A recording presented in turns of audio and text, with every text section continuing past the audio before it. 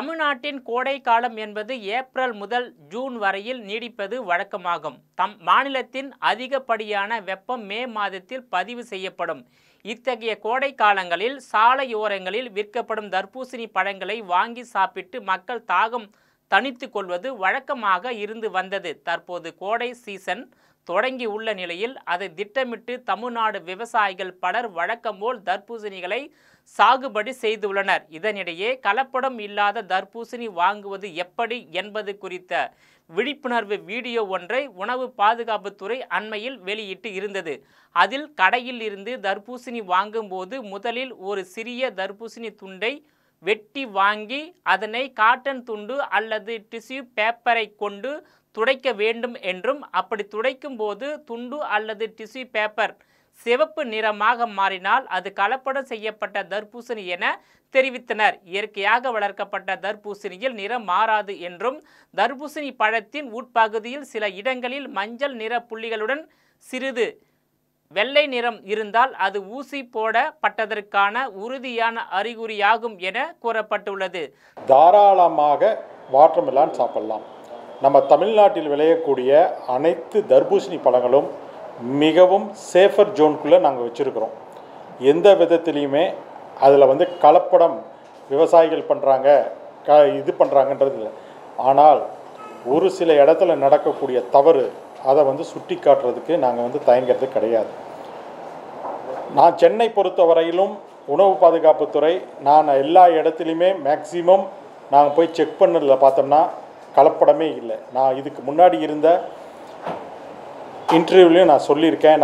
நாங்கள் போய் ரைட் பண்ண இடத்துலையும் பார்த்துருக்கோம். அங்கே எங்கேயுமே இந்த மாதிரி கலரிங் எங்கேயுமே இல்லை.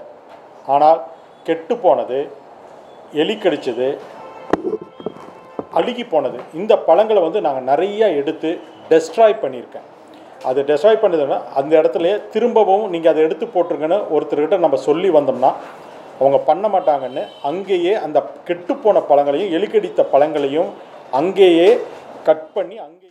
தர்பூசணி பழம் யாரும் வாங்க வேண்டாம் என்று தவறான கருத்தை மக்கள் மத்தியில் பரப்புரை செய்ததன் விளைவாக தமிழ்நாட்டு விவசாயிகளை தற்கொலைக்கு செய்து கொள்ளும் நிலைமைக்கு தள்ளிவிடப்பட்டவர் வேறு யாருமில்லை, தமிழகத்தின் மறைந்த முன்னாள் முதலமைச்சர் கலைஞர் கருணாநிதி குடும்பத்தை சேர்ந்த மறைந்த முரசொலி செல்வத்தின் மருமகன்தான் இந்த சதீஷ்குமார் என்பவர்.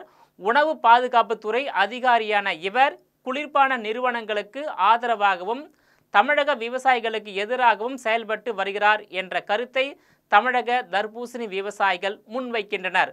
ஒரு டன் 15,000க்கு விற்ற தர்பூசணி தற்போது வெறும் 3,000 கீழ் சரிந்து விட்டதாகவும், இன்னும் பல மாவட்டங்களில் வாங்க ஆள் இல்லாமல் செடியிலேயே அழுகி வருவதால் தமிழக தர்பூசணி விவசாயிகள் பல்வேறு இன்னல்களை சந்தித்து வருகின்றனர். உங்கள் அதிகாரம் கிடையாதுங்க. அது அவர்களுடைய உள்நோக்கம் என்னங்கிறது என்னென்னா எங்களுக்கு அதில் சந்தேகத்துக்கு வருது.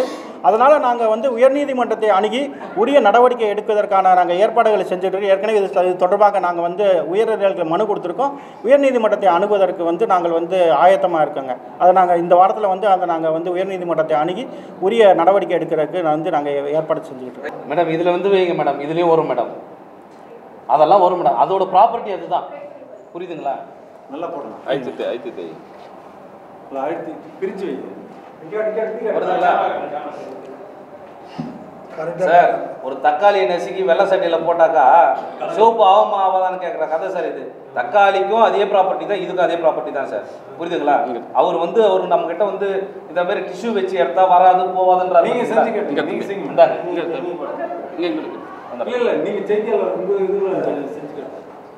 அறுத்த பழம் தான் இது. இந்த பாருங்க உங்க கண்ணு எதிரில் மேடம் முன்னொன்று. ஆமா, இதோடைய தன்மை அதுதான்.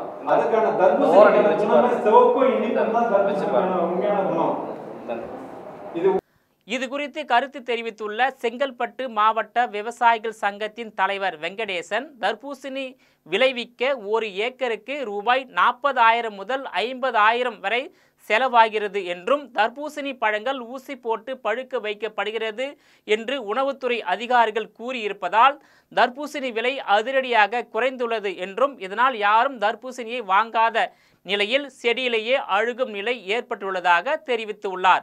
சமூக வலைதளங்களிலும் தர்பூசணி பற்றி தவறான தகவல்கள் பரப்பப்படுகின்றன. தர்பூசணி விளைவிப்பதற்காக எந்த ரசாயன உரங்களையும் பயன்படுத்தவில்லை, இயற்கை உரங்களையே பயன்படுத்துகின்றோம். உணவு பாதுகாப்புத்துறை அதிகாரி சதீஷ்குமார் தவறான தகவலை கூறியுள்ளார். அவர்கள் மீது செங்கல்பட்டு மாவட்ட விவசாயிகள் நலசங்கம் சார்பில் வழக்கு தொடுக்க உள்ளோம். செங்கல்பட்டு மாவட்டத்தில் 70% அளவுக்கு தர்பூசணி விளைவிக்கப்படுகிறது. எனவே விவசாயிகள் நஷ்டத்தை சந்திக்க வேண்டிய நிலைக்கு தள்ளப்பட்டுள்ளதால் தர்பூசணி குறித்து இதுபோன்ற செய்திகளை பரப்ப வேண்டாம் என உணவுத்துறை பாதுகாப்புத்துறை அதிகாரிகளுக்கு வேண்டுகோள் விடுத்துள்ளார். இது இதோட ப்ராப்பர்ட்டி மேடம். இது ஒருத்தருக்கு ஒரு தன்மை இருக்கு இல்லையா, அந்த மாதிரி இந்த பழத்துக்கான தன்மை இதுதான். இந்த லைகோபைன் என்ற ஒரு சப்ஸ்டன்ஸ் இருக்கிறதுனால இது செவப்பாக தான் ஆகும். அதுதான் இதோட குவாலிட்டிங்களே. இது அவ்வளோ மருத்துவ குணம் இருக்குது. இதை வந்து இந்த வாட்டி ரொம்ப பாழ்படுத்திட்டாங்க சார். இப்போ எங்கள் குழந்தைங்கள்லாம் சாப்பிட்றாங்க, நாங்கள் எல்லாமும் சாப்பிட்றோம். அப்போ எங்களுக்கெல்லாம் அந்த வியாதி வரலையே, இவருக்கு மட்டும் எப்படி வியாதி வந்தது? இவர் இந்த மாதிரி உணவுத்துறை மேலே எங்களுக்கு ரொம்ப சந்தேகம். மாம்பழத்தில் கல் வைக்கிறாங்க, பழுக்குது, அதெல்லாம் விட்டுருவார். வாழைப்பழத்தில் மருந்து தெளிக்கிறாங்க, அதை விட்டுருவார். ஆனால் இந்த தர்பூசணியில் எதுவுமே கலக்காத விவசாயிங்க சொந்தமாக பயிர் வைக்கிறோம். எருவை வந்து வண்டியாக கொட்டுறோம், டிராக்டராக எருவு கொட்டுறோம். அது எருவு கொட்டாது, இது விளையவே விளையாது. இதுக்கு மருந்துலாம் ரொம்ப யூஸ் பண்ணுறதும் கிடையாது. ஆனால் அவர் சொல்கிறது எல்லாமே பொய் சார், சுத்த பொய். விவசாயிங்களை அழிச்சிட்டாரு இந்த வாட்டி. அவர் மீது தக்க நடவடிக்கை கண்டிப்பாக எடுப்போம். விலை குறைந்துள்ள தர்பூசணியை வாங்க ஆள் இல்லாததால் விவசாயிகள் பெரும் அளவில் பாதிக்கப்பட்டுள்ளனர். தர்பூசணி பழத்தை உணவு பாதுகாப்பு அதிகாரிகளிடம் தருகின்றோம். அவர்கள் அதில் ஊசி போட்டு எப்படி ரசாயனம் பரவுகிறது என்று காண்பிக்க வேண்டும். இல்லையேல் தர்பூசணி பற்றி கூறிய விஷயத்தை வாபஸ் பெற வேண்டும் என்றும் கேட்டுக்கொண்டுள்ளார். மேலும் இது குறித்து பேசிய விவசாய சங்கத்தின் சட்ட ஆலோசகர் கேசவன், அரசின் தோட்டக்கலை துறையில் இருந்து தர்பூசணி விதைகளை வாங்கி விவசாயிகள் விளைவிக்கின்றனர். தோட்டக்கலை துறையின் ஆலோசனைப்படியே தர்பூசணி விவசாயத்தில் பராமரிப்பு பணிகளை மேற்கொள்கின்றனர். இந்நிலையில் சில தினங்களுக்கு முன்பு உணவு பாதுகாப்புத்துறை அதிகாரிகள் தர்பூசணி தோட்டத்திற்கு வருகை தந்து ஆய்வு செய்தனர். நாங்கள் அவர்களுக்கு உண்மை நிலவரத்தை விளக்கினோம். உணவு பாதுகாப்பு துறையின் தவறான பிரச்சாரம் விவசாயிகள் வாழ்வாதாரத்தை பெரிதும் பாதிக்கிறது. எனவே உயர் நீதிமன்றத்தை அணுகி அவர்கள் மீது உரிய நடவடிக்கை எடுக்கப்படும் என்றும் எச்சரித்துள்ளார்.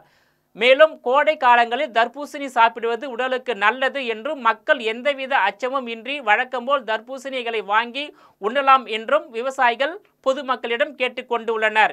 இது குறித்து மேலும் கருத்து தெரிவித்துள்ள தமிழ்நாடு அரசின் உணவுத்துறை அதிகாரியின் தவறான தகவலால் தர்பூசணி விவசாயிகளுக்கு ஏற்பட்ட இழப்புகளுக்கு தமிழ்நாடு அரசு ஏக்கருக்கு ரூபாய் 50,000 நஷ்ட ஈடு வழங்க வேண்டும் என தமிழக விவசாயிகள் பாதுகாப்பு சங்கம் கோரிக்கை வைத்துள்ளது. கடந்த 2 வாரமாகவே தமிழ்நாடு முழுவதும் தர்பூசணியில விச ஊசி போடுறாங்க, சுவைக்காக சேர்த்துறாங்க, நல்ல கலரா இருக்கணும்னு சேர்த்துறாங்கன்னு சொல்லி ஒரு தவறான உண்மைக்கு புறம்பான ஒரு வீடியோவை தமிழ்நாடு அரசினுடைய உணவுத்துறை அலுவலர் ஒரு அதிகாரி சதீஷ் என்பவர் பேசியதன் விளைவு, அது சமூக ஊடகங்களில் பரவியதன் விளைவு இன்னைக்கு தர்பூசணி விலை அதல பாதாளத்திற்கு சரிந்திருக்கிறது. 15 ரூபாய்க்கு கிலோ விற்று கொண்டிருந்த தர்பூசணி இன்னைக்கு வெறும் 3 ரூபாய்க்கு கூட கேட்பாரற்று கிடக்கிறது. ஒரு ஏக்கருக்கு 70,000 ரூபாய்க்கு மேல செலவு பண்ண விவசாயிகள் ஒரு ஏக்கராவுக்கு இன்னைக்கு 50,000 60,000 நஷ்டம் அடைந்திருக்கிறார்கள். இது குறித்து தான் இந்த காணொலியில நாம பேச போகிறோம். பொதுவாகவே தர்பூசணிங்கிறது என்ன?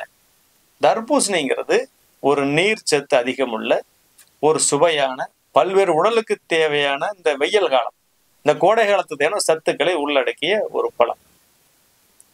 இந்த வெயில்ல உடம்புல இருந்து அதிக அளவுல நீர் ஆவியாகும். வெயில்ல வேலை செய்தால் நீர்ச்சத்து இழப்பு ஏற்படும், உடல் அதிகமாக சூடு ஏற்படும். இதற்கெல்லாம் ஒரு மிகப்பெரிய அருமருந்தாக பயன்படுவதுதான் இந்த தர்பூசணி பழம். இந்த தர்பூசணி பழத்தால என்ன பிரச்சனைன்னு கேட்டீங்கன்னா, இந்த தர்பூசணியை மக்கள் அதிகமாக சாப்பிடும்போது இதனோட மறுபக்கம் பெருநிறுவனங்கள் தயாரிக்கக்கூடிய அந்த கூல்ட்ரிங்க்ஸ், இந்த பெப்சி, கோக்கு, தம்ஸ் அப், மிராண்டா, நம் உள்நாட்டு நிறுவனங்கள் இவங்களோட கூல்ட்ரிங்க்ஸ் என்ன ஆகும்னா விற்கிற விற்பனையோட அளவு குறையும். அப்படி தொடர்ச்சியா தர்பூசணியோட வணிகம் அதிகமாயிட்டே இருக்கு. வெயில் காலத்துல கூட ஒண்ணுக்கு ஒண்ணு ஆஃபர் கொடுக்க வேண்டிய தேவை இந்த குளிர்பான நிறுவனங்களுக்கு வந்து போச்சு. அப்ப இதுக்கு என்ன பண்றாங்கன்னா, தொடர்ச்சியா இந்த 4-5 ஆண்டுகளாவே, கடந்த ஆண்டு பாத்தீங்கன்னா வட இந்தியாவில் தர்பூசணி ஊசி போறாங்கன்னு ஒரு வீடியோ ஹிந்தி சேனல்ல உரம் பரவுச்சு. இன்னைக்கு தமிழ்நாட்டுல வந்திருக்கு. இதுக்கு ஏதாவது அறிவியல் பூர்வ ஆதாரம் இருக்குதான்னு கேட்டா, முதல்ல பழங்கள், நீங்க வாழைப்பழத்திலிருந்து, கீரணி பழத்திலிருந்து, தர்பூசணியிலிருந்து எந்த பழத்தை எடுத்துட்டீங்கனாலும் அதுல ஒரு சிறு ஓட்டை, ஊசி அளவு ஓட்டை விழுந்துட்டா கூட அதுல ஆக்சிஜன் உள்ள போச்சுன்னா உடனடியே பழம் நொதிக்க ஆரம்பிச்சிடும், அந்த பழம் அழுக ஆரம்பிச்சிடும். ஒரு சின்ன உதாரணம், ஒரு வாழைப்பழத்தை எடுங்க, ஒரு குண்டிசில ஓட்டை போட்டு நீங்க எடுத்து பாருங்க. அந்த அன்னைக்கு அந்த பழம் பத்தி சுத்தி கருப்பாகும், அடுத்த நாள் ரொம்ப கருப்பாக அப்படியே அந்த பழம் ஒவ்வொரு பகுதியா இத்து போக ஆரம்பிச்சிடும், அழுக ஆரம்பிச்சிடும். இதுதான் தர்பூசணிக்கு. இந்த வரலாறு இந்த உண்மையில அவர்களுக்கு தெரியும். இதுல கலருக்கு தர்பூசணி விற்கிற விலையில ஊசி வாங்கி 100 ரூபாய்க்கு ஒரு ஊசியை போட்டு தர்பூசணி பழத்தை அப்ப 100 ரூபாய் பழத்தை 200 ரூபாய்க்கு விற்க முடியுமா? யாராவது சாப்பிடுவாங்களா? சாத்தியம் இல்லை, அதுக்கு வணிகத்துல வாய்ப்பும் இல்லை. ஆனாலும் இந்த அவதூறு தொடர்ச்சியா வளர்ந்துகிட்டே இருக்கு. இந்த அவதூறுக்கெல்லாம் இந்த சதீஷ் சொல்லக்கூடிய அந்த தமிழ்நாடு அரசுடைய உணவு பாதுகாப்புத்துறை அலுவலர், அந்த அலுவலர் கார்பரேட் நிறுவனங்கள், இந்த கூல்ட்ரிங்க்ஸ் பன்னாட்டு நிறுவனங்களோடு சேர்ந்து ஒரு சதி செய்திருப்பார் என்ற சந்தேகம் தமிழ்நாட்டு மக்கள் இன்னைக்கு வலுவாக எழுந்திருக்கிறது. ஏன்னு கேட்டீங்கன்னா, தொடர்ச்சியாக இந்த ஜல்லிக்கட்டு போராட்டத்துக்கு அப்புறம் இந்த கோக்கு, பெப்சி இதெல்லாம் விற்பனை ரொம்ப குறைஞ்சு போச்சு. ஒரு உதாரணத்துக்கு நீங்க ஒண்ணு பார்க்கணும், நம்ம தமிழ்நாட்டுல உற்பத்தியான தரமான உணவு என்னது? நிலக்கடலை, மல்லாட்டைன்னு சொல்லுவோம். இது என்ன பண்ணாங்க? நீ கடலை என்ன சாப்பிடாத, உனக்கு மாரடைப்பு வந்துடும், உனக்கு இதயம் அடைப்பு வந்துடும், நீ செத்து போயிருவேன்னு சொன்னாங்க. பாமாயில் சாப்பிட சொன்னாங்க. வெளிநாட்டுல இருந்து பாமாயில் தமிழ்நாட்டுல குவிஞ்சிருத்து. பாமாயிலுக்கு எதிரான போராட்டத்தை தமிழ்நாட்டு விவசாயிகள் நடத்தி கொண்டிருக்கிறாங்க. அப்ப தரமான நிலக்கடலையோட விலை இன்னைக்கு நிலக்கடலை விவசாயத்தை விட்டு வியாபாரிகள் ஏறி கொண்டிருக்கிறார்கள். தமிழ்நாட்டு எண்ணெய் சந்தை யாரு பிடிச்சிட்டா? பாமாயில் பிடிச்சிருச்சு. தமிழ்நாடு அரசின் உணவுத்துறையின் உயர் அதிகாரி சதீஷ் என்பவர் தர்பூசணி பழங்களில் ஊசி போட்டு கலப்படம் செய்கிறார்கள் என்று தெரிவித்த தவறான உள்நோக்கம் கொண்ட அவதூறான கருத்தால் தர்பூசணி விற்பனை கடுமையாக பாதிக்கப்பட்டுள்ளதால் கிலோ 15 ரூபாய்க்கு விற்று வந்த தர்பூசணி தற்போது கிலோ 3 ரூபாய்க்கு மட்டுமே விற்பனை ஆகி வருகிறது. இதனால் விவசாயிகள் ஒவ்வொருவருக்கும் ஏக்கருக்கு தலா 50,000 கடுமையான நஷ்டம் ஏற்பட்டுள்ளதை சுட்டிக்காட்டியுள்ளார். இந்த தாக்குதலை நிகழ்த்தது யார்? தமிழ்நாடு அரசு ஊழியர். ஒரு தமிழ்நாடு அரசு ஊழியருக்கு அவருக்கு வீடியோவில் பேட்டி கொடுக்கறதுக்கு முதல்ல அனுமதி இருக்கா? அவரோட மேலதிகாரிட்ட அவர் அனுமதி வாங்கியிருக்க அரசாணை பிரகாரம் அவர் வாங்கியிருக்காரா? வாங்கவே இல்லை.